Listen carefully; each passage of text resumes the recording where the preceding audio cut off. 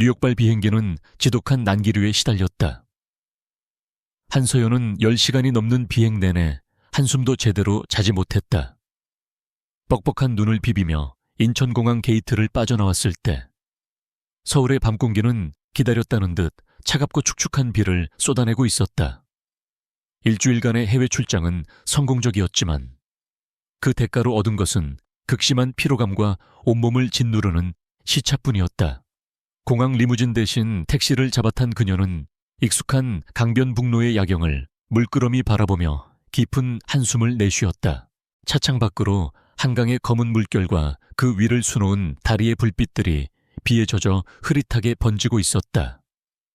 마치 인상파 화가가 붓을 마구 휘저어 놓은 그림 같았다. 평소라면 아름답다고 생각했을 풍경이었지만 오늘따라 유난히 스산하게 느껴졌다. 어서 집에 가고 싶었다. 정확히는 남편 강태준이 있는 그들의 공간으로 돌아가고 싶었다. 보고 싶었어. 당신 없는 집은 텅 빈 껍데기 같아. 어제 아침 뉴욕에서 마지막 화상회의를 준비하고 있을 때 도착한 그의 메시지가 떠올랐다. 간결했지만 그의 목소리가 귓가에 들리는 듯한 다정한 문장이었다. 서연은 저도 모르게 입가에 희미한 미소를 머금었다. 강태준, 그녀의 남편이자 이 치열하고 냉정한 세상에서 유일한 안식처. 그와 그녀의 관계는 제게에서도 유명한 러브스토리였다. 적대적 M&A의 창과 방패로 처음 만났던 두 사람. 서로의 빈틈을 파고들며 날카롭게 대립하던 날들이 거짓말처럼. 태준의 끈질기고 진심 어린 구애 끝에 그들은 누구보다 뜨겁게 사랑하는 부부가 되었다. 결혼한 지 3년. 그들은 단 한 번도 서로에게 실증을 내거나 소홀했던 적이 없었다. 태준은 언제나 완벽한 남편이었다. 유니슨 캐피탈이라는 거대 벤처 투자사를 이끄는 냉철한 CEO의 모습은 집에 들어서는 순간 사라지고 오직 아내만을 위한 다정한 남자로 변했다. 그는 출장이 잦은 서연을 위해 손수 아침을 차려주었고 그녀가 가장 좋아하는 향의 입욕제를 욕조에 풀어놓고 기다렸으며 아무리 힘든 날에도 잠들기 전 그녀의 머리카락을 쓰다듬어 주는 것을 잊지 않았다. 그는 서연의 모든 것을 이해하고 지지해주는 유일한 사람이었다. 택시가 한남동의 고급 주상복합 아파트 단지로 접어들었다. 빗줄기는 더욱 거세져 와이퍼가 쉴 새 없이 움직였다. 서연은 피곤함 속에서도 설레는 마음을 감출 수 없었다.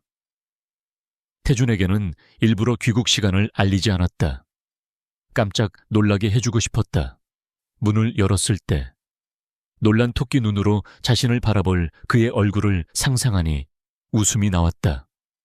분명 그는 곧장 달려와 그녀를 번쩍 안아 올리고는 아이처럼 투덜거리며 보고 싶었다고 속삭일 것이다. 로비에 들어서자 익숙한 라벤더 향이 그녀를 맞았다. 최고층으로 향하는 전용 엘리베이터에 몸을 싣자 고요함 속에서 집이 더욱 그리워졌다. 현관문 앞에 서서 서연은 잠시 숨을 골랐다. 디지털 도어락에 비밀번호를 누르려던 그녀의 손가락이 문득 멈칫했다. 문이 아주 살짝, 거의 눈에 띄지 않을 정도로 열려 있었다. 이상한 일이었다. 보안에 철저한 태준이 문을 잠그는 것을 잊을 리가 없었다. 혹시 아직 퇴근하지 않은 걸까? 아니면 너무 피곤해서 깜빡한 걸까? 아주 사소한 이질감이었지만 왠지 모를 불안감이 심장을 차갑게 스쳤다. 서연은 조심스럽게 문을 밀고 안으로 들어섰다. 나왔어. 태준 씨. 그녀는 일부러 밝은 목소리를 냈지만 대답은 돌아오지 않았다. 집안은 불이 꺼진 채 적막에 잠겨 있었다. 거실 통유리창 너머로 보이는 서울의 야경과 쏟아지는 빗소리만이 이 공간의 유일한 움직임이었다. 태준 씨, 자나 서연은 신발을 벗고 부드러운 복도 카펫 위를 소리 없이 걸었다. 그를 놀라게 하려던 계획은 여전히 유효했다. 어둠에 눈이 익숙해지자 거실의 풍경이 서서히 드러났다.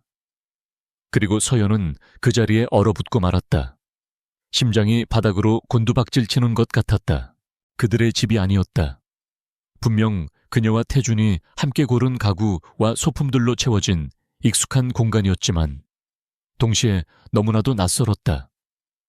미니멀리즘의 정수처럼 항상 깔끔하게 정돈되어 있던 이탈리아산 대리석 바닥 위에는 알록달록한 레고 블록과 미니카, 공룡 인형들이 어지럽게 널려 있었다. 마치 작은 태풍이 휩쓸고 지나간 듯한 모습이었다. 서연은 숨을 쉬는 것조차 잊었다. 머릿속이 새하얗게 비어버렸다. 이게 대체 무슨 상황이지? 잘못 찾아온 건가? 아니, 그럴 리가 없었다. 이곳은 분명 그녀의 집이었다. 그녀의 혼란스러운 시선이 거실 중앙을 향했을 때 그녀는 마침내 모든 사고를 정지시키는 광경을 마주했다. 그들이 신혼여행지에서 함께 골랐던 거대한 크림색 소파 위. 그곳에 작은 아이가 웅크린 채 잠들어 있었다. 대여섯 살쯤 되어 보이는 남자아이였다. 고른 숨소리를 내며 깊이 잠든 아이의 작은 몸 위에는 너무나도 익숙한 캐시미어 재킷이 덮여 있었다. 바로 강태준의 재킷이었다. 출근할 때마다 서연이 직접 매무새를 만져주던 그의 채취가 희미하게 배어 있을 바로 그 옷이었다. 서연은 한 발자국도 움직일 수 없었다. 쿵, 쿵, 쿵. 자신의 심장 소리가 귀에서 천둥처럼 울렸다. 창밖의 빗소리도, 도시의 소음도, 그 무엇도 들리지 않았다. 오직 눈앞의 비현실적인 장면만이 그녀의 모든 감각을 마비시켰다. 이 아이는 누구지? 왜 우리 집에 있는 거지? 그리고 왜 남편의 옷을 덮고 있는 거지? 수만 가지 질문이 머릿속에서 폭발했지만 단 하나의 대답도 찾을 수 없었다. 일주일 만에 돌아온 집. 그녀가 세상에서 가장 안전하고 평화롭다고 믿었던 공간은 이제껏 한 번도 상상해 본 적 없는 거대한 비밀과 함께 그녀를 집어삼키고 있었다. 시간이 얼마나 흘렀을까? 서연은 자신이 언제부터 그 자리에 못 박힌 듯 서 있었는지 가늠할 수 없었다. 그녀의 모든 신경은 소파에서 곤히 잠든 작은 생명체에게로 향해 있었다. 아이의 고른 숨소리가 거실의 무거운 정막을 갈랐다. 낯선 아이의 존재가 만들어내는 비현실적인 풍경 속에서 그녀는 마치 제3자가 되어 자신의 집에 서 있는 것 같은 기묘한 이질감에 휩싸였다. 바로 그때였다. 서재문이 조용히 열리는 소리가 났다. 서연의 심장이 쿵 하고 내려앉았다. 고개를 돌리자 그토록 보고 싶었던 남편. 강태준이 따뜻한 우유가 담긴 컵을 들고 서 있었다. 그는 거실에 불을 켜려다 현관 앞에 선 그녀를 발견하고는 그 자리에 그대로 굳어버렸다. 찰나의 순간 서연은 그의 얼굴에 스쳐 지나가는 모든 감정을 똑똑히 보았다. 당혹감, 그리고 숨길 수 없는 깊은 공포. 그의 눈동자가 지진이라도 난 듯 격렬하게 흔들렸다. 손에 들린 우유컵이 위태롭게 떨리는 것이 어둠 속에서도 선명했다. 그러나 그 모든 혼란은 눈 깜짝할 사이에 사라졌다. 그는 언제나처럼 완벽하게 감정을 통제하는 CEO의 얼굴로 돌아와 있었다. 그는 애써 침착한 표정을 지으며 입을 열었다. 서연 씨, 언제 왔어? 연락도 없이. 그의 목소리는 미세하게 떨리고 있었다. 서연은 대답할 수 없었다. 그녀의 시선은 그의 얼굴을 지나 그의 등 뒤로 어지럽게 널린 장난감들, 그리고 소파 위의 아이에게로 향했다. 그녀의 눈빛이 무엇을 묻고 있는지 태준은 누구보다 잘 알고 있었다. 그는 천천히 서연에게 다가왔다. 그의 발걸음은 마치 보이지 않는 족쇄라도 찬 것처럼 무거워 보였다. 많이 피곤하지? 우선 좀 앉아. 설명할게. 그가 서연의 팔을 잡으려 손을 뻗었지만 서연은 자기도 모르게 한 걸음 뒤로 물러섰다. 태준의 손이 허공에서 길을 잃었다. 두 사람 사이에 차갑고 어색한 공기가 흘렀다. 평소라면 그의 품에 와락 안겨 응석을 부렸을 그녀였다. 하지만 지금 그녀의 몸은 본능적으로 그를 거부하고 있었다. 저 아이 누구야? 마침내 서연의 입에서 갈라진 목소리가 새어 나왔다. 그것은 질문이라기보다는 거의 신음에 가까웠다. 그녀는 자신의 목소리가 그렇게 낯설게 들릴 수 있다는 것을 처음 알았다. 태준은 시선을 피했다. 그는 잠시 망설이다가 지독히도 부자연스러운 어조로 대답했다. 아, 그게 아는 사람 아이야. 사정이 좀 있어서 내가 며칠만 좀 돌봐주기로 했어. 아는 사람. 사정. 며칠만. 그가 내뱉는 단어 하나하나가 날카로운 유리 조각이 되어 서연의 심장에 박혔다. 거짓말. 머릿속에서 경고음이 울렸다. 3년을 함께 살면서 단 한 번도 들어본 적 없는 변명으로 가득 찬 그의 말투. 그는 지금 그녀에게 무언가를 필사적으로 숨기고 있었다. 어떤 아는 사람인데 나도 아는 사람이야. 무슨 사정이길래 태준 씨가 한밤중에 아이를 돌보고 있는 건데. 서연은 자신도 모르게 목소리를 높였다. 그녀의 이성이 무너져 내리고 있었다. 그녀는 그의 눈을 똑바로 보며 진실을 요구했다. 하지만 그가 보여준 것은 더 깊은 침묵뿐이었다. 그는 입술을 굳게 다문 채 고통스러운 표정으로 서 있었다. 서연아, 제발 지금은 묻지 말아줘. 나중에 내가 다 설명할게. 나중에. 그 한마디가 두 사람 사이에 거대한 벽을 세웠다. 모든 것을 공유하고 어떤 비밀도 없다고 믿었던 그들의 관계에 나중이라는 유예기간이 필요하다는 사실 자체가 서연에게는 사형 선고처럼 들렸다.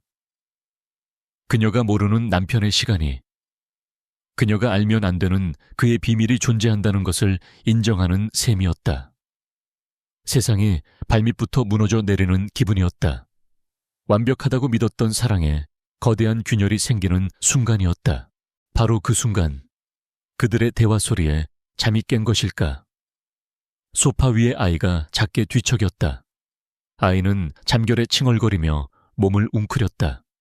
그리고 너무나도 선명한 목소리로 잠에 취해 웅걸거렸다. 태준 삼촌, 물. 삼촌. 그 한 단어가 거실의 모든 공기를 얼려버렸다. 아는 사람 아이라고 하기에는 너무나도 다정하고 익숙한 호칭이었다. 아이의 저 무의식적인 부름은 태준과 저 아이의 관계가 결코 가볍거나 일시적인 것이 아님을 증명하고 있었다. 서연의 눈에서 기어코 눈물 한 방울이 툭 하고 떨어졌다. 태준은 당황한 기색이 역력했다. 그는 더 이상 서연을 마주보지 못하고 아이에게로 달려갔다. 그는 아이의 등을 부드럽게 토닥이며 잠을 깨우지 않으려 애썼다. 괜찮아. 민준아, 삼촌 여기 있어. 계속 자. 그의 목소리는 아이에게 향할 때 믿을 수 없을 만큼 부드러웠다. 서연은 그 모습을 망연자실하게 바라보았다. 남편은 지금 그녀에게 등을 돌린 채 낯선 아이를 달래고 있었다. 그 뒷모습이 마치 그가 자신에게서 영원히 멀어지는 것처럼 보였다. 출장에서 돌아오면 그를 놀라게 해주려던 달콤한 상상은 산산조각이 났다.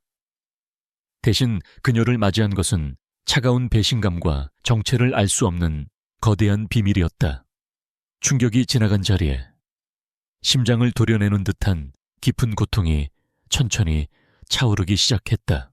그날 밤 이후 그들의 집은 완벽한 침묵의 성이 되었다. 소리내어 웃거나 다정하게 속삭이던 온기는 온데간데 없고 숨막히는 긴장감만이 유령처럼 집안을 배회했다. 강태준은 이전과 같이 행동하려 애썼다. 그는 아침마다 서연이 좋아하는 원두로 커피를 내렸고 그녀의 채 미리 시동을 걸어 데워놓았다. 하지만 그의 모든 배려는 이제 날카로운 가시가 되어 서연을 찔렀다. 그의 손길이 닿을 때마다 그녀는 독이라도 묻은 듯 소스라치며 몸을 피했다. 아침 식탁은 지옥과도 같았다. 태주는 아이를 위해 만든 팬케이크를 서연의 접시에도 놓아주었지만 그녀는 포크를 들지 못했다. 아이, 민주는 낯선 환경에 주눅이 든 듯 태준의 옆에 꼭 붙어 앉아 눈치를 보며 음식을 깨작거렸다. 서연은 맞은편에 앉아있는 두 사람을 제대로 쳐다볼 수 없었다. 한때는 세상에서 가장 아늑했던 식탁이 이제는 그녀를 완벽한 이방인으로 만드는 심판대처럼 느껴졌다. 그녀는 며칠째 식사를 거의 하지 못했고 잠도 제대로 이루지 못했다. 그녀의 날카로운 턱선과 그늘진 눈가는 완벽했던 결혼 생활에 드리워진 균열을 고스란히 보여주고 있었다. 태주는 몇 번이고 대화를 시도했다. 서연아, 제발 시간을 좀 줘. 내가 다 설명할 수 있어. 하지만 그의 목소리는 굳게 닫힌 서연의 마음에 닿지 못했다. 그녀에게 그의 말은 더 이상 진실이 아닌 또 다른 거짓을 위한 변명일 뿐이었다. 그녀는 차가운 눈으로 그를 바라보며 대꾸했다. 설명 뭘 더 설명할 건데 당신이 숨기고 있는 그 비밀의 크기를 아니면 내가 얼마나 바보 같은 여자였는지를. 신뢰가 무너진 관계는 유리성보다도 위태로웠다. 서연의 마음속에서 의심은 덩굴처럼 자라나 그녀의 모든 이성을 잠식하고 있었다. 그녀는 일에 몰두하려 했지만 모니터 위의 숫자와 그래프들은 의미 없는 기호로 흩어질 뿐이었다. 회의 시간에도 그녀는 멍하니 앉아 있다가 동료의 부름에 화들짝 놀라기 일쑤였다. 그녀의 머릿속은 온통 한 가지 생각뿐이었다. 진실을 알아야 했다. 이대로는 단 하루도 버틸 수 없었다. 결국 그녀는 결코 넘지 않으리라 다짐했던 선을 넘기로 결심했다. 그의 사생활을 파헤치는 것. 그것은 사랑에 대한 예의도 부부간의 믿음도 저버리는 행위였지만 이미 믿음이 깨진 지금 그녀에게는 다른 선택지가 없었다.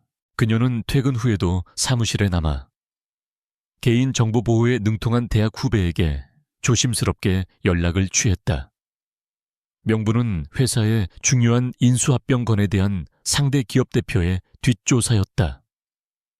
물론 거짓말이었다. 그녀가 정말로 원했던 것은 남편. 강태준의 지난 1년간의 신용카드 사용 내역과 통화 기록이었다. 서연은 자신이 이렇게까지 치밀하고 냉정해질 수 있다는 사실에 스스로 놀랐다. 사랑은 때로 사람을 현명하게 만들지만 배신감은 사람을 독하게 만들었다. 며칠 뒤 그녀의 개인 메일로 암호화된 파일 하나가 도착했다. 심호흡을 한 서연은 떨리는 손으로 파일을 열었다. 화면에 끝없이 펼쳐진 엑셀 시트. 그 안에는 강태준의 지난 1년이 숫자로 빼곡히 기록되어 있었다. 서연의 눈동자가 빠르게 기록을 훑어 내려갔다. 그리고 그녀의 숨이 멎었다. 청담동의 고급 아동복 매장에서 수백만 원어치의 옷을 구입한 내역. 매달 프리스턴 영어 유치원이라는 곳으로 정확한 날짜에 송금된 거액의 교육비. 서울대학교 어린이병원 수학과에서 주기적으로 결제된 진료비와 약제비. 유명 장난감 백화점에서 결제된 수십만 원의 내역들. 날짜는 거의 10개월 전부터 시작되고 있었다. 그가 며칠만 돌봐주기로 했다는 말은 새빨간 거짓말이었다. 그는 아주 오래전부터 그녀가 전혀 알지 못하는 또 다른 삶을 꾸려나가고 있었던 것이다. 아이를 위한 삶을. 서연은 마우스를 쥔 손을 부들부들 떨었다.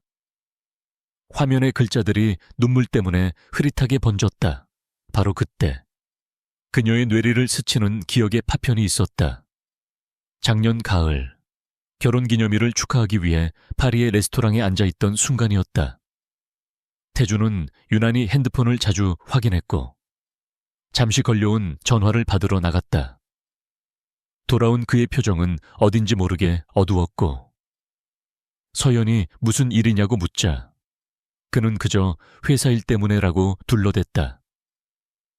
그날 서연은 아무런 의심도 하지 않았다. 세상에서 가장 자상한 남편이 자신과의 기념일 저녁에 회사 일을 걱정하는 것이 당연하다고 생각했다. 하지만 이제 와 돌이켜보니 모든 것이 기만이었다. 그가 통화했던 상대는 아마도 아이의 엄마였을 것이다. 그의 어두운 표정은 회사 때문이 아니라 아이의 건강이나 다른 문제 때문이었을 것이다. 그는 그녀의 바로 앞에서 그녀를 완벽하게 속이고 있었던 것이다. 서연은 노트북을 쉬어닫았다. 쾅 하는 소리가 텅 빈 사무실에 울려 퍼졌다. 뜨거웠던 사랑의 기억들이 차갑게 식어버렸다. 그들이 처음 만났을 때 서연은 태준을 그저 유능하지만 재수없는 경쟁자로만 여겼다. 하지만 그는 포기하지 않았다. 비 오는 날 말없이 우산을 건네주고 그녀가 야근할 때면 따뜻한 수프를 사들고 회사 앞에서 몇 시간이고 기다렸다. 그의 진심 어린 모습에 철벽 같던 그녀의 마음이 서서히 열렸다. 그는 그녀에게 세상의 전부가 되었다. 그런데 그 모든 것이 이토록 철저한 거짓 위에 세워진 신기루였다니 배신감보다 더 깊은 허무함이 그녀를 덮쳤다. 그녀가 사랑했던 강태준은 대체 누구였을까? 그녀가 믿었던 지난 3년의 시간은 과연 존재하기는 했던 걸까? 의심의 파편들은 이제 그녀의 심장에 박힌 채 그녀의 모든 것을 무너뜨리고 있었다. 의심의 조각들은 퍼즐처럼 흩어져 있었지만 아직 그 그림을 완성할 결정적인 한 조각이 부족했다. 바로 아이의 엄마. 그 베일에 쌓인 여자의 정체였다. 한서연은 더 이상 아마추어처럼 행동하지 않기로 했다. 그녀는 기업 분쟁 전문 변호사 시절부터 알고 지내던 업계에서 가장 유능하고 입이 무거운 사설 탐정을 고용했다. 의뢰는 간단했다. 강민준이라는 남자아이와 그 아이의 친모에 대한 모든 것을 알아낼 것. 탐정의 보고를 기다리는 며칠은 영원처럼 길었다. 집에서의 시간은 고문과도 같았다. 서연은 이제 태준을 투명 인간 취급했다. 그가 말을 걸어도 대답하지 않았고 그가 차려준 음식에는 손도 대지 않았다. 대신 그녀는 멀리서 마치 관찰자처럼 태준과 민준의 모습을 지켜보았다. 태준은 서툴지만 정성을 다해 아이를 돌보았다. 아이의 눈높이에 맞춰 무릎을 꿇고 이야기했고 아이가 밥투정을 하면 인내심을 갖고 달랬으며 잠들기 전에는 동화책을 읽어주었다. 그 다정한 모습들은 한때 서연이 가장 사랑했던 그의 모습이었다. 하지만 이제 그 모든 것은 날카로운 비수가 되어 그녀의 심장을 후벼 팠다. 아이를 향한 그의 눈빛에서 서연은 자신이 한 번도 받아본 적 없는 종류의 깊은 애정과 책임감을 읽었다.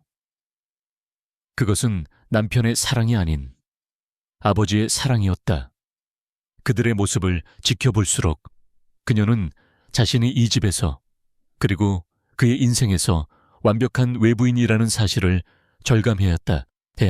알아가했다. 약속한 날 서연은 탐정에게서 연락을 받고 청담동의 한적한 카페에서 그를 만났다. 탐정은 말없이 서류봉투 하나를 그녀에게 건넸다. 서연은 마른 침을 삼키며 떨리는 손으로 봉투를 열었다. 가장 먼저 나온 것은 한 여자의 증명사진이었다. 맑고 청순한 눈매에 부드러운 미소를 띤 누가 보아도 아름다운 여자였다. 이수진. 사진 밑에 적힌 이름이었다. 보고서는 그녀의 삶을 간결하게 요약하고 있었다. 태중아는 대학 시절 모두가 알던 캠퍼스 커플이었으나 졸업 후 파리로 유학을 떠나며 헤어졌다. 그리고 몇 년 전 한국으로 돌아왔다는 것까지. 다음 장에는 아이의 출생증명서 사본이 있었다. 모친의 이름은 이수진. 하지만 부친의 칸은 비어 있었다. 서연의 심장이 철렁 내려앉았다. 그리고 마지막 장. 그것은 이수진이라는 여자의 사망 진단서였다. 약 6개월 전 사인은 췌장암 말기 순간. 흩어져 있던 모든 퍼즐 조각이 하나의 끔찍한 그림으로 맞춰졌다. 태주는 첫사랑을 잊지 못했다. 한국으로 돌아온 이수진과 재회했고 그들의 사랑은 다시 불타올랐다. 그 결과가 바로 민준이었다. 그는 서연이라는 완벽한 아내를 방패 삼아 과거의 여자와 아들을 위한 비밀스러운 삶을 살아왔던 것이다. 그녀의 병을 알게 된 후부터는 병원비와 생활비를 대주기 시작했고 그것이 바로 카드 내역서에 찍힌 기록들의 정체였다. 그리고 그녀가 세상을 떠나자 오갈 데 없는 아들을 자신의 집으로 데려온 것이다. 너무나도 논리적이고 완벽한 시나리오였다. 서연은 온몸의 피가 차갑게 식는 것을 느꼈다. 그렇다면 자신의 결혼 생활은 대체 무엇이었나? 그의 친절함, 그의 다정함, 그 모든 것은 기만이었나 아니면 죽어가는 첫사랑과 그녀의 아들에 대한 죄책감을 덜기 위한 위선이었을까? 머릿속이 터져버릴 것 같았다. 그날 밤 서연은 평소보다 일찍 귀가했다. 집안은 조용했다. 민준이는 이미 잠든 듯했다. 태주는 서재에서 서류를 보고 있었다. 서연은 아무 말 없이 서재 문을 열고 안으로 들어섰다. 그녀의 싸늘한 기운에 태준이 고개를 들었다. 서연아, 일찍 왔. 태준의 말이 차에 끝나기도 전에 서연이 들고 있던 서류 봉투를 그의 책상 위로 집어 던졌다. 촤르륵. 소리를 내며 사진과 서류들이 책상 위로 쏟아져 내렸다. 이수진의 웃는 얼굴, 아이의 출생증명서, 그리고 그녀의 사망진단서. 태준의 얼굴이 순식간에 새하얗게 질렸다. 이수진, 그리고 강민준, 서연의 목소리는 분노와 슬픔으로 형편없이 떨리고 있었다. 당신 첫사랑, 그리고 당신 아들, 어떻게 나한테 이럴 수가 있어. 그녀는 책상을 손으로 내리치며 절규했다. 참아왔던 모든 감정이 한꺼번에 폭발했다. 우리의 결혼은 뭐였어? 그냥 장식품이었니? 당신이 과거의 여자랑 만든 가정을 숨기기 위한 편리한 위장이었어. 내가 그렇게 우스웠어. 눈물이 비오듯 쏟아졌다. 그녀는 그가 숨겨왔던 금융 기록들, 그녀가 발견한 모든 증거들을 울부짖으며 쏟아냈다. 그녀의 모든 말은 날카로운 칼날이 되어 태준에게 향했다. 태준은 쏟아지는 서류 더미와 무너져 내리는 아내의 모습을 번갈아 보며 그 자리에 얼어붙은 채 서 있었다. 그의 입술이 몇 번이고 달싹였지만 어떤 소리도 나오지 않았다. 그는 진실을 외치고 싶었다. 이건 오해라고. 제발 내 말을 들어달라고 애원하고 싶었다. 하지만 죽은 수진과의 마지막 약속이 그의 목을 옥죄었다. 오빠가 민준이 아빠인 건 절대로 아이에게 말하지 말아줘. 그리고 태준 씨 아내에게도. 그 약속은 쇠사슬이 되어 그의 모든 행동을 속박했다. 그가 할 수 있는 것은 아무것도 없었다. 서연의 모든 비난과 원망을 온몸으로 받아내는 것 외에는 그의 침묵은 서연의 눈에 가장 확실한 자백으로 비쳤다. 부정조차 하지 않는 그의 모습은 이 모든 것이 사실임을 인정하는 것과 다름없었다. 미안해, 서연아. 정말 미안하다. 마침내 태준의 입에서 나온 말은 서연의 마지막 희망의 끈마저 끊어버렸다. 그의 사과는 오해에 대한 사과가 아닌 배신에 대한 사죄로 들렸다. 서연은 허탈한 웃음을 터뜨렸다. 그래, 이게 끝이구나.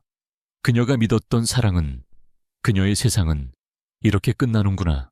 그날 밤에 폭풍이 지나간 후 집은 폐허처럼 변했다. 모든 것이 제자리에 있었지만 공간을 채우던 영혼은 완전히 사라져버렸다.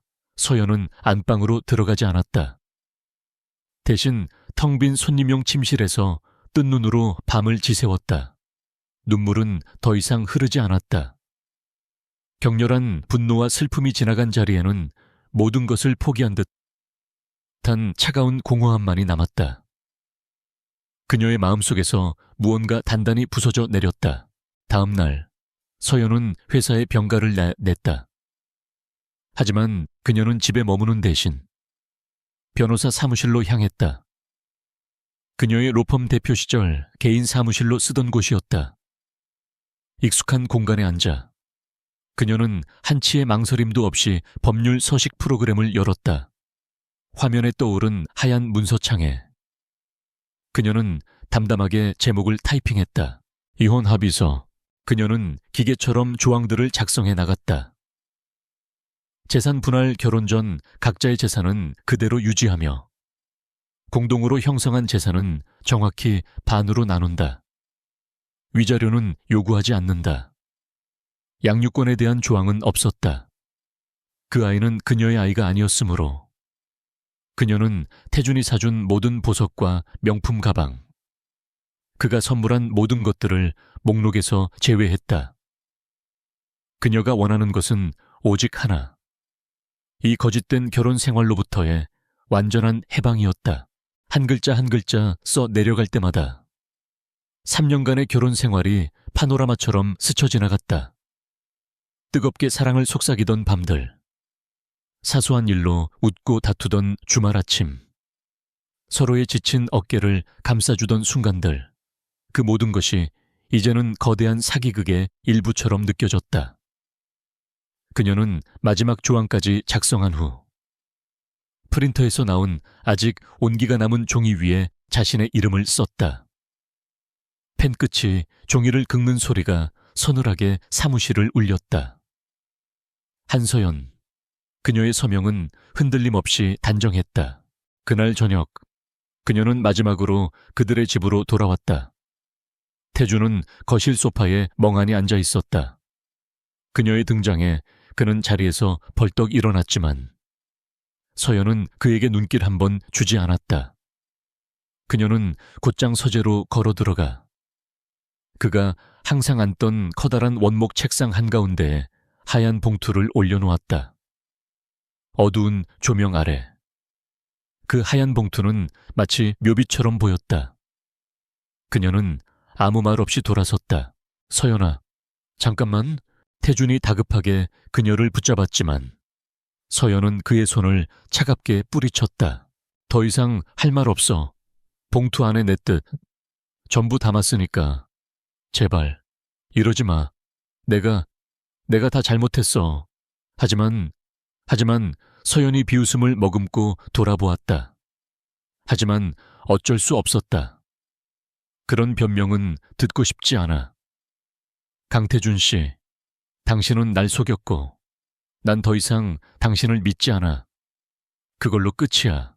그녀의 눈빛은 너무나도 단호해서 태준은 더 이상 아무 말도 할 수 없었다. 그는 아내의 뒷모습을 망연자실하게 바라보았다. 서연은 침실로 들어가 출장을 갈 때 들고 갔던 작은 캐리어 하나만을 꺼냈다. 그녀는 자신의 옷 몇 벌과 세면도구, 그리고 처음 입사했을 때 샀던 낡은 만년필 같은 소소한 물건들만을 챙겼다. 그가 선물했던 모든 것들은 먼지 하나 묻히지 않고 그대로 옷장에 남겨두었다. 마지막으로 그녀는 침대 옆 협탁 위에 놓인 결혼 반지를 물끄러미 바라보았다. 그들의 이름이 새겨진 반지가 조명 아래 차갑게 빛나고 있었다. 그녀는 반지를 빼서 조용히 그 자리에 내려놓았다. 모든 것이 끝났다. 서연이 현관문을 열고 나서는 순간 태주는 황급히 서재와 서재로 달려갔다. 그는 떨리는 손으로 책상 위에 봉투를 집어들었다. 이혼 합의서라는 글자가 그의 눈을 찔렀다. 그는 종이를 쥔 채로 의자에 주저앉았다. 숨이 제대로 쉬어지지 않았다. 종이 위에 남은 그녀의 단호한 서명이 그의 심장을 갈기갈기 찢는 것 같았다. 말해야 해. 지금이라도 모든 걸 말해야 해. 안채. 마음속에서 절규가 터져 나왔다. 하지만 이내 죽어가던 수진의 얼굴이 떠올랐다. 그녀는 산소흡기에 의지해 가쁜 숨을 몰아쉬면서도 그의 손을 붙잡고 애원했었다. 약속해줘요. 태준 씨, 우리 지훈 오빠. 저 없으면 분명 무너질 거예요. 오빠가 정신 차릴 때까지만이라도. 민준이, 태준 씨가 지켜줘요. 제발요. 자신 때문에 평생을 방황하며 살아온 형. 강지훈. 그리고 그런 형을 끝까지 사랑했던 여자. 이수진. 그녀의 마지막 부탁은 단순한 부탁이 아니었다. 그것은 태준이 자신의 형에게 진 빚을 갚고 그녀의 삶을 지켜주지 못했던 죄책감을 덜 수 있는 유일한 방법이었다. 그는 진실을 밝힘으로써 수진과의 약속을 저버리고 위태로운 형을 벼랑 끝으로 내몰 수는 없었다. 하지만 그 침묵의 대가는 너무나도 컸다. 바로 그의 세상의 전부였던 서연을 잃는 것이었다. 쾅! 현관문이 닫히는 소리가 집 전체를 울렸다. 그 소리는 마치 그의 심장이 산산조각 나는 소리처럼 들렸다. 이제 이 거대한 펜트하우스에는 그와 민준, 그리고 감당할 수 없는 비밀만이 남았다. 얼마 후 태준은 비틀거리는 걸음으로 민준의 방으로 향했다. 아이는 세상 모르고 잠들어 있었다. 그는 침대 옆에 주저앉아 아이의 평화로운 얼굴을 한참 동안 내려다보았다. 이 작은 아이를 지키기 위해 그는 그의 모든 것을 잃었다. 그의 명예, 그리고 그의 사랑. 태준은 아이의 이마에 흐트러진 머리카락을 부드럽게 쓸어 넘겨주었다. 그 순간 더 이상 참을 수 없는 슬픔이 터져 나왔다. 그의 눈에서 뜨거운 눈물 한 방울이 아이의 이불 위로 툭 하고 떨어졌다. 그것은 그의 침묵이 치른 대가이자 돌이킬 수 없는 상실에 대한 뒤늦은 절규였다. 서연이 떠나고 한 달이 흘렀다. 강태준의 시간은 멈춰버렸다. 낮에는 유니슨 캐피탈의 냉철한 대표로 돌아가 수천억 원의 투자를 결정하고 흐트러짐 없는 모습을 보였지만 텅 빈 집으로 돌아오는 순간 그는 속절없이 무너졌다. 잠든 민준을 확인하고 나서야 그는 서재에 틀어박혀 밤이 새도록 술을 마셨다. 술기운에라도 기대지 않으면 아내의 부재가 남긴 거대한 구멍을 감당할 수 없었다. 그는 눈에 띄게 수척해졌고 그의 눈은 깊은 절망으로 흐려져 있었다. 그날도 태준은 지친 몸을 이끌고 현관문을 열었다. 그런데 집 안의 풍경이 평소와 달랐다. 거실에 환하게 불이 켜져 있었고 경쾌한 음악 소리가 흘러나왔다. 주방에서는 고소한 냄새가 풍겼다. 어리둥절한 그가 거실로 들어서는 순간 소파에 앉아 민준과 함께 로봇 조립을 하던 한 남자가 고개를 들었다. 왔냐, 동생. 자유분방하게 기른 장발. 낡은 청바지와 페인트가 묻은 티셔츠. 강태준과는 머리부터 발끝까지 다른 그 남자는 바로 그의 친형, 강지훈이었다. 뉴욕에서 활동하는 화가인 그는 예고도 없이 2년 만에 한국에 돌아와 있었다. 형, 어떻게 된 거야? 연락도 없이. 서프라이즈지. 임마, 근데 꼴이 왜 이러냐? 어디 아프냐? 지훈은 태준의 초췌한 얼굴을 보며 미간을 찌푸렸다. 그리고 그의 시선은 태준의 뒤에 서 있는 민준에게로 향했다. 그는 아이를 보고 잠시 놀란 표정을 짓더니 이내 무언가를 깨달은 듯 복잡한 얼굴이 되었다. 그날 밤 아이가 잠든 후 형제의 대화가 시작되었다. 지훈은 태준에게 그간의 사정을 추궁했다. 그래서 재수 씨는 어디 갔는데 설마 민준이 때문에 나갔냐? 태준은 대답 대신 술잔을 입으로 가져갔다. 그의 침묵에 지훈의 목소리가 높아졌다. 야, 강태준, 너 설마 바보같이 아무 말도 안 한 거냐? 서연 씨가 오해하게 그냥 뒀어. 수진이랑 너 사이를 의심하게 만들었냐고. 지우는 모든 것을 직감하고 있었다. 그는 답답함에 머리를 마구 헝클었다. 미친놈, 진짜 미친놈 아니야. 그깟 약속이 내 인생보다 중요해. 내 아내보다 중요하냐고. 그는 태준의 멱살이라도 잡을 기세로 소리쳤다. 사실 그는 알고 있었다. 태준의 침묵이 단지 수진과의 약속 때문만은 아니라는 것을. 그것은 방황하던 자신을 바로잡지 못했던 과거에 대한, 그리고 수진의 죽음을 막지 못했다는 죄책감에 대한 태준 나름의 속죄 방식이었다. 모든 것을 망쳐버린 자신을 대신해 동생이 그 모든 짐을 짊어지고 있었던 것이다. 지우는 더 이상 참을 수 없었다. 이 모든 비극은 자신에게서 시작되었다. 그렇다면 매듭을 푸는 것도 자신이 해야만 했다. 다음 날, 지우는 수소문 끝에 서연이 머물고 있는 오피스텔 주소를 알아냈다.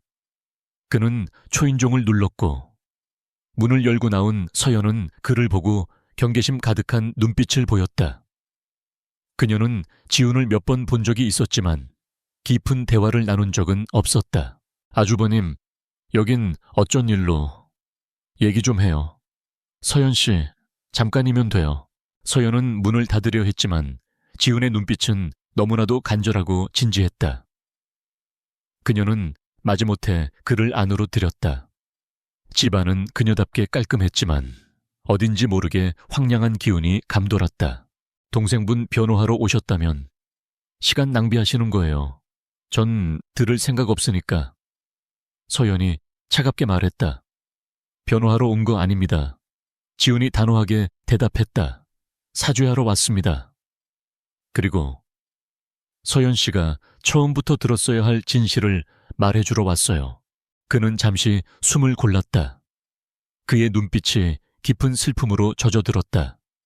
제 동생, 태준이는 세상에서 가장 고지식하고 답답한 놈입니다. 하지만 다른 사람, 특히 사랑하는 사람에게 상처를 줄 놈은 절대 아니에요. 수진이요. 이수진, 그 여자. 태준이 첫사랑 맞아요. 하지만 태준이 인생에 단 한 번뿐인 사랑은 아니었습니다. 수진이가 사랑했던 사람도 태준이가 아니었어요. 서연의 눈동자가 흔들렸다. 그녀는 자기도 모르게 지훈의 다음 말에 귀를 기울이고 있었다. 지훈은 자신의 과거를 털어놓기 시작했다. 그림 말고는 아무것도 가진 게 없던 시절, 운명처럼 수진을 만났고 집안의 극심한 반대에도 불구하고 목숨처럼 사랑했던 이야기. 하지만 결국 현실의 벽을 넘지 못하고 그녀를 떠나보내야 했던 자신의 어리석음에 대한 이야기였다. 전 비겁하게 도망쳤어요. 태준이는 그런 저와 수진이를 끝까지 안타까워하며 뒤에서 몰래 도와줬고요. 그 녀석은 항상 그런 놈이었어요. 자기보다 남을 더 챙기는 바보 같은 놈. 이야기를 듣는 서연의 표정은 여전히 차가웠지만 그 안에는 미세한 균열이 일고 있었다. 지우는 마침내 가장 깊은 곳에 숨겨두었던 진실을 꺼냈다. 민준이요, 그 아이, 제 동생 아들 아닙니다. 서연은 숨을 멈췄다. 내 아들입니다. 저와 수진이 아들이에요. 그 순간 서연의 세상이 다시 한번 뒤집혔다. 그녀가 철석같이 믿었던 배신이라는 서사가 거대한 파도에 휩쓸린 모래성처럼 허무하게 무너져 내렸다. 그녀는 아무 말도 하지 못한 채 충격으로 얼어붙은 얼굴로 지훈을 바라볼 뿐이었다. 내 아들입니다. 지훈의 그 한마디는 거대한 망치가 되어 서연이 쌓아 올린 오해의 성벽을 단숨에 무너뜨렸다. 그녀는 아무런 말도, 아무런 생각도 할 수 없었다. 머릿속이 텅 비어버린 채 그저 그의 얼굴만 멍하니 바라보았다. 지우는 고개를 숙였다. 그의 어깨가 가늘게 떨리고 있었다. 서연 씨가 본 모든 증거들은 사실 태준이가 아니라 저를 향한 것이었어요. 그의 목소리는 깊은 회한에 잠겨 있었다. 그는 서연에게 모든 것을 이야기하기 시작했다.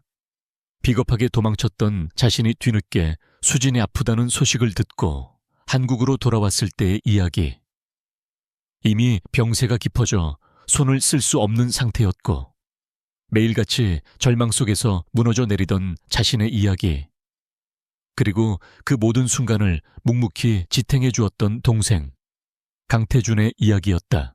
지훈의 이야기가 깊어질수록 서연의 오피스텔 풍경은 흐릿해지고 그녀의 눈앞에는 차가운 병실의 모습이 선명하게 떠오르기 시작했다. 그것은 별이 유난히도 총총했던 늦가을 밤이었다. 병실의 공기는 소독약 냄새와 죽음의 그림자로 가득 차 있었다. 앙상하게 마른 몸으로 침대에 누워있는 수지는 금방이라도 부서질 것처럼 위태로워 보였다.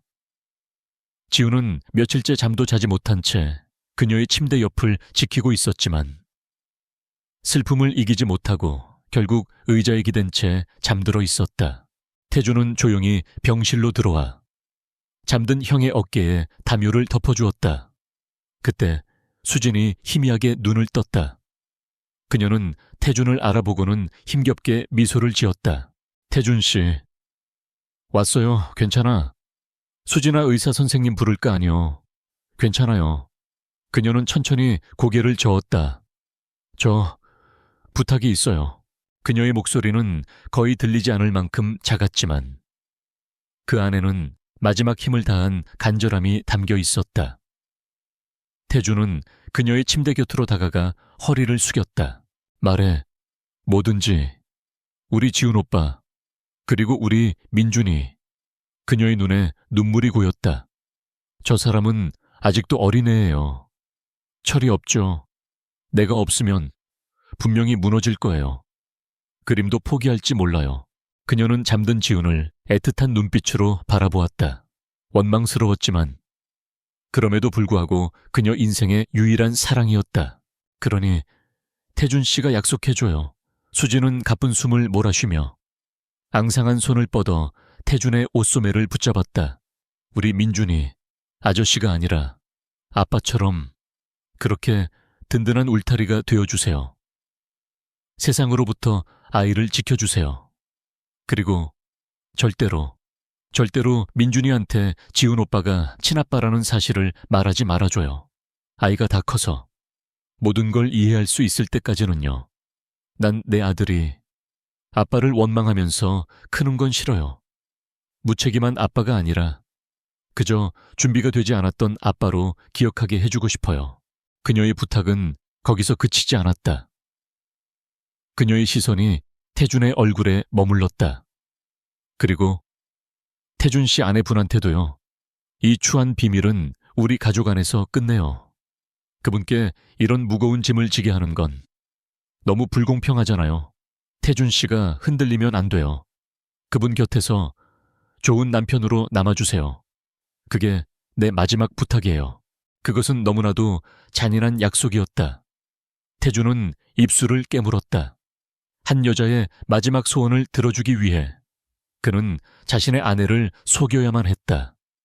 언젠가 밝혀질 진실 앞에서 아내가 받게 될 상처를 그는 이미 예감하고 있었다. 하지만 그는 거절할 수 없었다. 죽어가는 그녀의 눈빛 앞에서, 그리고 평생 죄책감 속에 살아온 형의 인생 앞에서 그는 기꺼이 그 모든 짐을 짊어지기로 결심했다. 그는 조용히 고개를 끄덕였다. 그날 밤 별빛 아래서 맺어진 그의 침묵의 약속은 그렇게 시작되었다. 다시 현재 지훈의 이야기는 끝이 났다. 방 안에는 무거운 침묵만이 흘렀다. 서연은 온몸이 얼어붙은 것 같았다. 그녀가 상상했던 배신과 기만의 이야기는 어디에도 없었다. 그 자리에는 한 남자의 처절하고 외로운 희생만이 남아있었다. 그가 왜 그토록 필사적으로 침묵했는지, 그의 고통스러운 눈빛이 무엇을 의미했는지 이제야 모든 것을 알 수 있었다. 그는 그녀를 믿지 못해서가 아니었다. 오히려 그녀를 너무나도 아끼고 사랑해서 추악한 진실의 짐으로부터 그녀를 보호하려 했던 것이다. 그런데 자신은 어땠는가? 서연의 눈앞에 태준의 얼굴이 스쳐 지나갔다. 이혼 서류를 던졌을 때 그의 무너지던 표정, 그를 거짓말쟁이라고 매도했을 때, 그가 묵묵히 모든 비난을 감수하던 모습, 그 모든 것이 그의 죄책감이 아니라 그녀를 향한 깊은 사랑과 희생이었다는 것을 깨닫는 순간 서연의 심장이 갈기갈기 찢어지는 것 같았다. 자신이 얼마나 잔인했는가, 얼마나 어리석었는가. 그가 홀로 그 모든 것을 감당하고 있을 때 자신은 그에게 가장 날카로운 칼을 꽂았다. 아, 서연의 입에서 신음이 터져 나왔다. 더 이상 참을 수 없었다. 그녀는 두 손으로 얼굴을 감쌌다. 뜨거운 눈물이 봇물처럼 쏟아져 내렸다. 그것은 분노의 눈물이 아니었다. 지독한 후회와 남편을 향한 미안함과 그의 고독한 희생에 대한 가슴 시린 아픔이 뒤섞인 눈물이었다. 태준 씨, 강태준 씨. 그녀는 어린아이처럼 울부짖으며 그의 이름만을 되뇌었다. 그 이름은 이제 배신자의 이름이 아니었다. 세상에서 가장 어리석고 가장 외롭고 그리고 가장 사랑하는 남자의 이름이었다. 지훈의 이야기가 끝났을 때 서연의 세상은 완전히 재구성되었다. 그녀는 더 이상 울고만 있을 수 없었다. 지독한 후회와 미안함이 그녀의 온몸을 휘감아 당장이라도 그에게 달려가지 않으면 미쳐버릴 것 같았다. 그녀는 붉게 충혈된 눈으로 지훈을 보았다. 그녀의 목소리는 울음 때문에 쉬어 있었지만 그 어느 때보다도 단호했다. 가봐야겠어요. 지금 당장요. 그녀는 대답을 기다리지 않고 자리에서 일어났다. 코트를 걸치고 현관으로 향하는 그녀의 발걸음은 다급했다. 1분 1초라도 빨리 그의 곁으로 가야 했다. 그를 혼자 두어서는 안 됐다. 뒤에서 지훈의 나지막한 목소리가 들려왔다. 내 동생, 잘 좀 부탁해요. 서연 씨. 오피스텔을 뛰쳐나온 서연은 곧장 택시를 잡아탔다. 익숙한 한남동의 주소지를 말하는 목소리가 형편없이 떨렸다. 차창 밖으로 서울의 야경이 빠르게 스쳐 지나갔다. 하지만 그녀의 눈에는 아무것도 들어오지 않았다. 그녀의 머릿속은 온통 강태준, 그 한 사람으로 가득 차 있었다. 자신이 그에게 내뱉었던 잔인한 말들이 비수처럼 날아와 그녀의 심장에 박혔다. 당신은 날 속였어. 우리의 결혼은 뭐였어?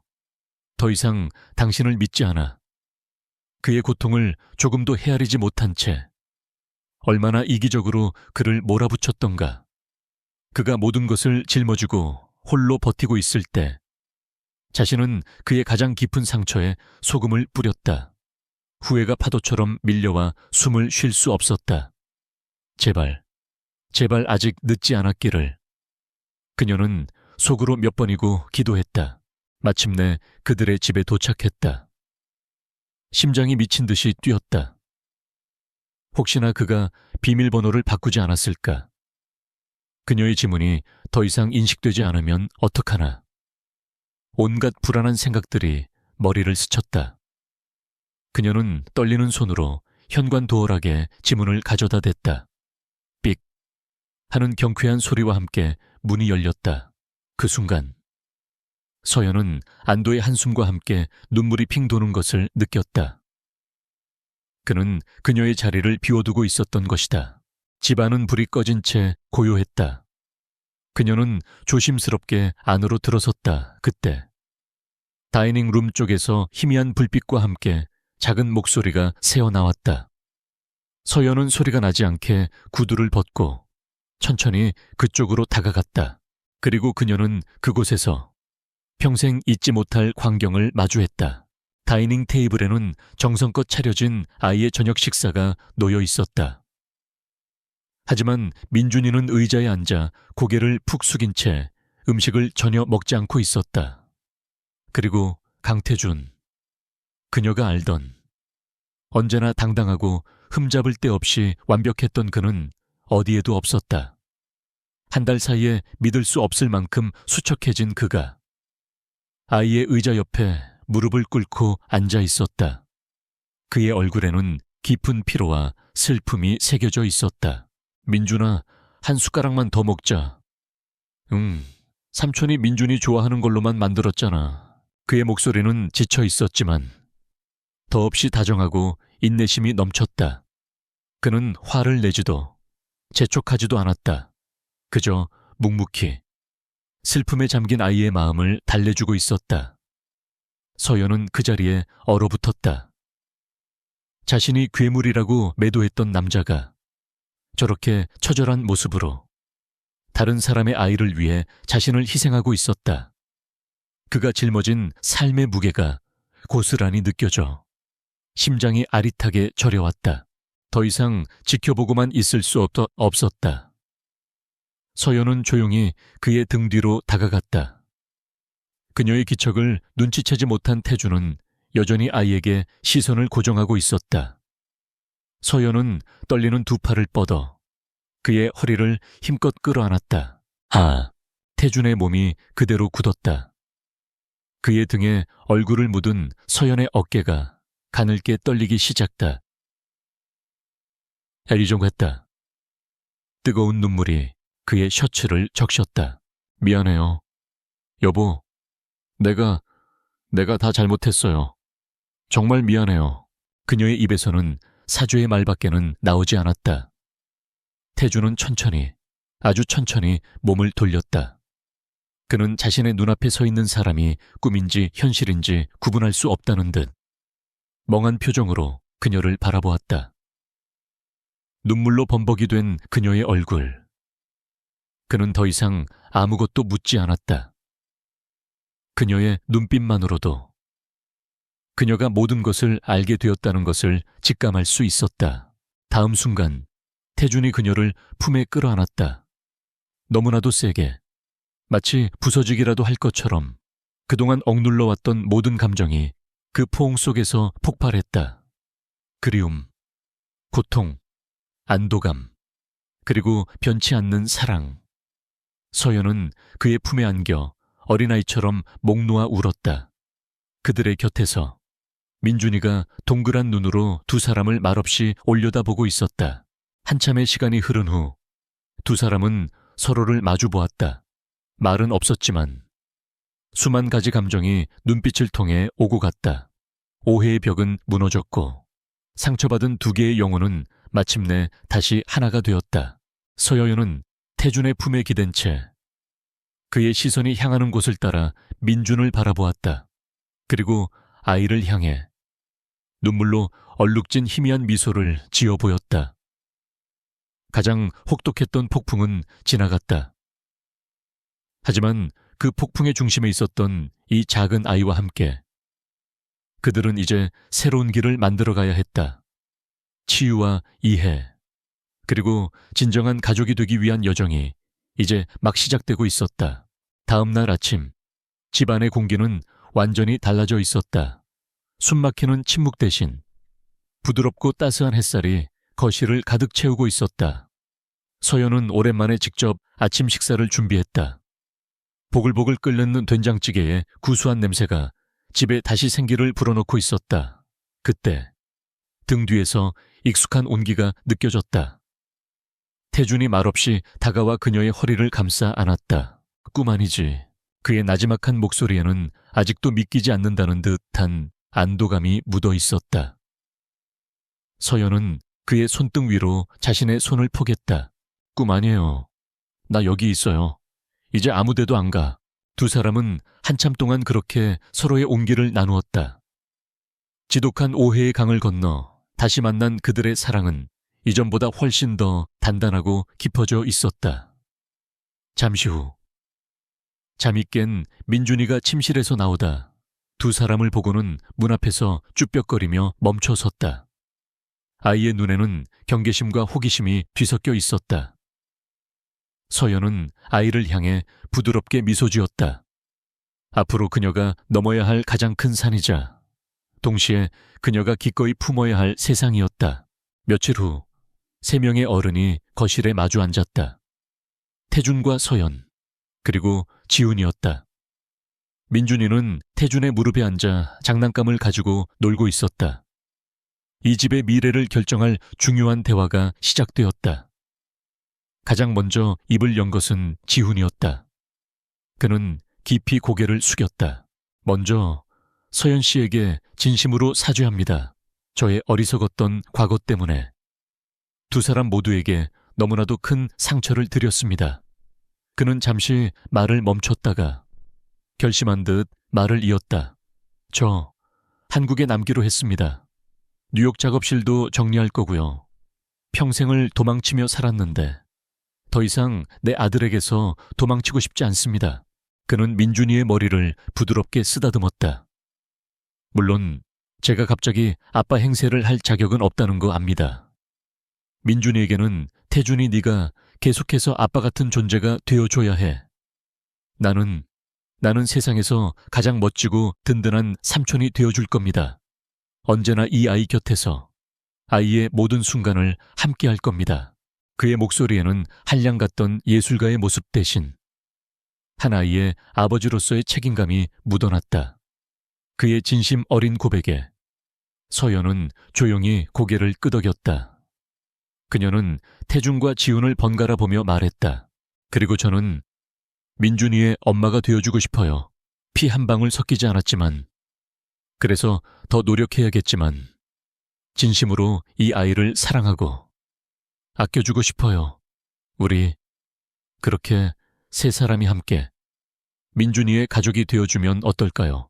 그렇게 그들은 하나의 팀이 되기로 약속했다. 복잡한 진실 위에 세워졌지만 세상 그 어떤 가족보다도 강한 사랑으로 뭉친 그들만의 특별한 가족을 만들기로. 물론 그 과정은 쉽지 않았다. 민준이는 갑작스러운 변화에 혼란스러워하며 서연에게 마음을 열지 않았다. 서연이 잠자리에 들기 전 동화책을 읽어주려 하면 아이는 이불을 머리끝까지 뒤집었으며 그녀를 거부했다. 서연은 상처받았지만 포기하지 않았다. 그녀는 책을 읽어주는 대신 아이가 잠들 때까지 그저 침대 옆에 조용히 앉아 있다가 나오곤 했다.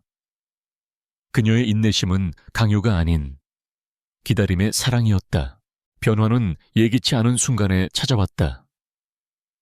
어느 주말 오후, 거실에서 놀던 민준이가 장난감에 걸려 넘어지면서 무릎이 심하게 까지는 일이 벌어졌다. 태준과 지훈이 잠시 자리를 비운 사이였다. 아이의 울음소리에 놀라 달려온 서연은 당황하지 않고 능숙하게 아이를 안아들고 구급상자를 가져왔다. 그녀는 우는 아이를 부드럽게 달래며 상처를 소독하고 정성껏 밴드를 붙여주었다. 이제 다 나았다. 우리 민준이 아주 용감하네. 그녀의 따뜻한 손길과 차분한 목소리에 아이는 울음을 그치고 그녀를 물끄러미 올려다보았다. 엄마가 아닌 다른 사람에게서 처음 느껴보는 종류의 따스함이었다. 민준이는 자기도 모르게 서연의 목을 꼭 끌어안았다. 그것은 아이가 그녀에게 마음을 연 첫 번째 신호였다. 그날 이후 민준이는 서서히 변하기 시작했다. 서연을 아줌마라고 부르기 시작했고 유치원에서 있었던 일을 종알종알 이야기하기도 했다. 함께 공원에 갔을 때 아이는 이제 두 삼촌에게만 달려가는 대신 세 사람 모두를 향해 달려와 서연의 손을 먼저 잡기도 했다. 그 작은 손의 온기가 서연에게는 세상 가장 큰 행복으로 다가왔다. 태준과 서연의 관계는 이 모든 과정을 통해 더욱 깊어졌다. 그들은 밤마다 서로의 어깨에 기대어 그날 있었던 일들을 공유했다. 민준이의 작은 변화에 함께 기뻐하고 아이의 상처에 함께 가슴 아파했다. 그들의 사랑은 이제 뜨거운 열정이 아닌 서로의 짐을 함께 짊어지는 든든한 동반자로서의 믿음으로 채워져 있었다. 어느덧 저녁 식사 시간. 네, 사람이 함께 식탁에 둘러 앉았다. 지훈이 만든 서툰 파스타와 서연이 끓인 따뜻한 수프, 그리고 태준이 구운 빵이 조촐하게 차려져 있었다. 민준이가 서툰 젓가락질로 반찬을 집으려다 떨어뜨리자 식탁에 앉은 모두가 동시에 웃음을 터뜨렸다. 평범하지만 더없이 소중한 풍경이었다. 서연은 맞은편에 앉은 태준을 바라보았다. 그의 눈빛은 이제야 우리 집이 완성된 것 같아라고 말하고 있었다. 그녀는 미소로 화답했다. 그래, 이곳이 바로 우리의 집이었다. 그로부터 3년의 시간이 흘렀다. 모든 것이 제자리를 찾고 상처는 부드러운 새살로 아물었다. 눈부신 햇살이 쏟아져 내리는 5월의 어느 주말 오후, 서울 근교의 한적한 공원은 실록의 생명력으로 가득 차 있었다. 잔디밭 위, 돗자리 한편에는 먹음직스러운 샌드위치와 과일이 담긴 피크닉 바구니가 놓여 있었다. 그 주위로 행복한 웃음소리가 청가하게 울려 퍼졌다. 아빠, 이쪽으로요. 더 높이. 이제는 제법 소년티가 나는 9살 민준이가 외치며 하늘을 향해 손을 뻗었다. 태준은 그런 아이를 번쩍 들어올려 목마를 태웠다. 아이의 웃음소리가 하늘 높이 퍼져나갔다. 서연은 과일을 깎다가 그 모습을 보고는 흐뭇한 미소를 지었다. 그녀의 눈빛은 이제 그늘 한 점 없이 오직 사랑과 평온함으로 가득 차 있었다. 조금 떨어진 나무 그늘 아래에서는 지훈이 이제를 펴놓고 캔버스에 그림을 그리고 있었다. 그는 더 이상 과거의 그늘에 갇힌 방랑자가 아니었다. 한국의 작은 화실을 차린 그는 이제 제법 이름이 알려진 화가가 되었고, 주말마다 조카와 함께 시간을 보내는 것을 가장 큰 낙으로 삼는 든든하고 유쾌한 큰 삼촌이 되어 있었다. 그는 캔버스 위에 세상에서 가장 소중한 가족의 모습을 따뜻한 색감으로 담아내고 있었다. 한참을 뛰어놀던 민준이가 땀을 뻘뻘 흘리며 서연에게로 달려왔다. 아이는 너무나도 자연스럽게 그녀의 품에 폭삭 안겼다. 엄마 목말라요. 물 주세요. 엄마. 처음 그 말을 들었을 때의 감동을 서연은 아직도 잊을 수 없었다. 수많은 밤 아이의 다친 마음 앞에서 애태우던 시간들을 지나 마침내 아이가 그녀를 온전한 가족으로 받아들여 주었던 순간, 그 한마디는 그녀가 겪었던 모든 아픔을 치유해주는 마법 같은 주문이었다. 그녀는 다정하게 아이의 땀을 닦아주며 시원한 물을 건넸다. 물을 마신 아이는 뒤따라온 태준을 보며 외쳤다. 아빠, 이따가 축구도 할 거죠? 삼촌이랑 편 나눠서 해요. 아빠. 태준은 아들의 부름에 세상 가장 행복한 미소를 지었다. 그는 더 이상 약속 때문에 아이를 끌어안지도 못하고 진심을 숨겨야만 했던 외로운 보호자가 아니었다. 그는 이제 명실상부한 민준이의 가장 자랑스러운 아빠였다. 태준은 서연의 옆에 앉아 아들의 머리를 부드럽게 쓰다듬었다. 그리고 두 사람은 아이의 머리 위로 서로를 마주보았다. 그들의 눈빛 속에는 지난 시간들이 주마등처럼 스쳐 지나갔다. 차가운 빗속에서 시작되었던 오해의 밤, 심장을 도려내던 배신감, 그리고 모든 진실이 밝혀진 후에 뜨거운 눈물과 후회까지, 그 모든 고통스러운 시간들이 있었기에 지금의 이 평범한 행복이 얼마나 소중하고 기적 같은 것인지를 그들은 알고 있었다. 그들의 사랑은 시련을 통해 더욱 단단해졌고, 그들의 가족은 혈연을 넘어 희생과 이해, 그리고 용서로 완성되었다. 태준은 한 팔로 서연의 어깨를 감싸 안고 다른 한 팔로는 아들을 끌어안았다. 지우는 멀리서 그 모습을 보며 그림의 마지막 붓터치를 더했다. 캔버스에는 따스한 햇살 아래 세상 가장 행복한 세 사람의 모습이 영원처럼 박혀 있었다.